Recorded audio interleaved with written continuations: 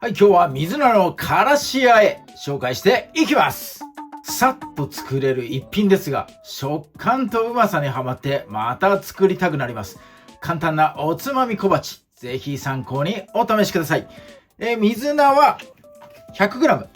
だいたい一般的に売ってる袋の水菜の半分ぐらいですね。100g 基準なので、袋で作る方は2倍にしてもらえればいいかなと思います。そして、合わせるのはね、油揚げ1枚。こいつを使います。合いますよ。からしあえのからし。こいつです。今回の水菜のからしあえ。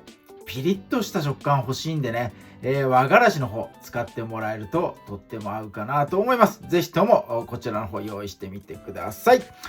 そして、今日は旨味で鰹節、それからね、最後、いりごま使っていきます。この辺もね、ご用意お願いします。調味料はね、もう醤油だけ、でやっていきます。それから、下茹で。水菜って下茹でが必要なんですが、今日はね、あえて電子レンジでやっていきます。電子レンジでやることによってまばらな加熱になるので、シャキシャキ食感のところと煮えてるところの食感がね、こう相まってね、美味しくなります。なので、茹でたりしないで簡単に、簡単にというんですが、目的が簡単ではなくいろんな食感を出すためにあえてレンジを使う。そんなやり方でね、今日は紹介させていただきますんで、ぜひとも参考にやってみてください。それでは早速作っていきます。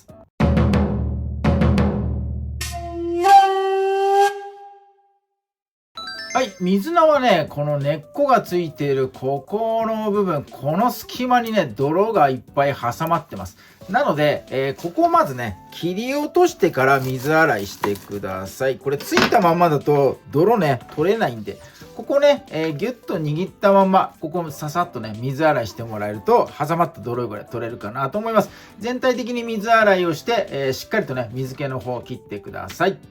はい、水菜切っていきます。だいたいね、10センチぐらいでいいかな。こう、ザクザクと切ってください。長さの目安は、一緒に和える油揚げ。この短い方のこの幅分をね、目安に切ってもらえるといいかなと思います。はい、こんな感じで。そしたら、レンジ加熱です。今日はね、冒頭で説明した通り。耐熱容器に入れてください。そして、よいしょ。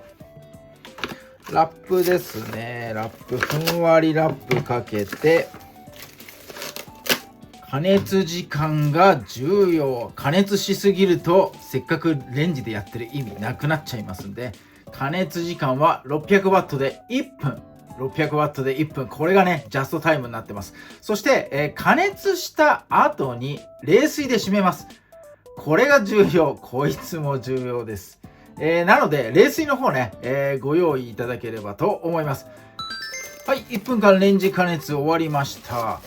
多少湯気が上がるぐらいかな。ちょっと加熱足らないんじゃないかって思うぐらいでもうちょうどいいです。はい、用意しておいた冷水の方に浸して冷やします。なんでこれ冷やすのかっていうと、余熱でね、加熱が進んじゃうと、せっかくの1分間、これが台無しになっちゃいます。それから、ギュッとね、温度差をつけて、あったかいところから冷たいところに移すことによって、水菜の緑色、これがね、ギュッと止まります。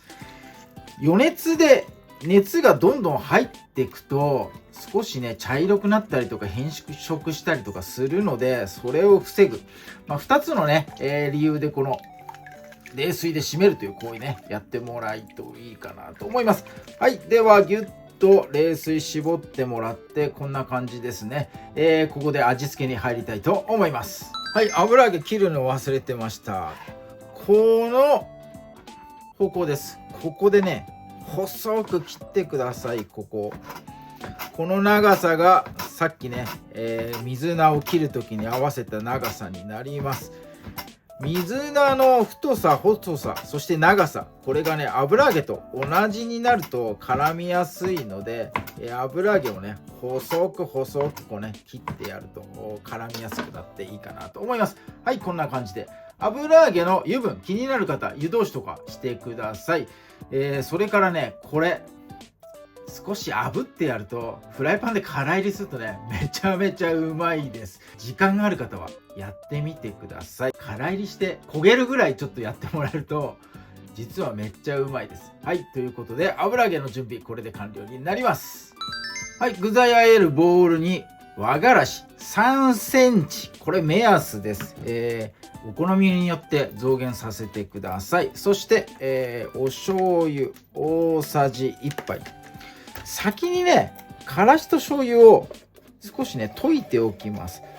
具材入れた後にこのからしと醤油入れるとからしのねこの玉になっちゃったとことかもうまばらになっちゃうんで先にね、溶いてやってください。そしてずっと映ってましたこの油揚げに先にこのタレの味を染み込ましちゃってください。水菜の方に塩味が入ると水分が出てきて薄くなっちゃいます。味がね時間経つと、なので味はこのね油揚げの方に染みさせてやって、なるべく水菜の方には塩味あんまり入らないようにしてもらえるとね、持ちがいいかなと思います。日持ちというか時間の問題ですねこれ。食べ進んでいくうちに水が出てくとね、味薄くなっちゃって嫌なので、こんなやり方で混ぜております。はい、ここに水菜、加えてやって、そして忘れてたよ、かつお節うまみですね、これ入れてやります。そしてよいしょ、いりごまお好みで OK です。目安的にはどれぐらいだろう、小さじ1杯分ぐらいかな。はい、お好みで入れてやってください。よいしょ、ざっくり混ぜたらこれで完成になります。油揚げの方に味が入ってるので、一緒にね水菜と油揚げ両方ね、お口に運ぶ感じで食べ進んでもらえればいいかなと思います。はい、めっちゃ簡単、レンジを使うからめっちゃ簡単です。はい、これ盛り付けて完成になります。はい、こんな感じで今日の水菜からしあえこれにて完成になります。はい、では今日の水菜からしあえ早速いただいていきます。てっぺんから切り崩していきますよ。いいね、この半生具合絶対シャキシャキでうまいんだろうなというねビジュアルがもう見てわかります。はい、では早速いただきます。いただきます。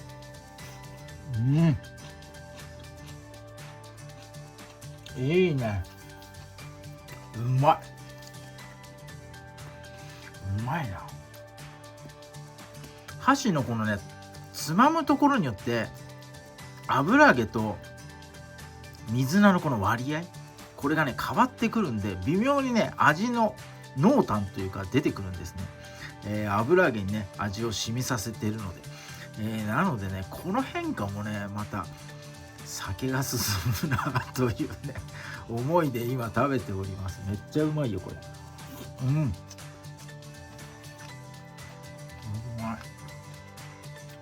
こういうのが本当に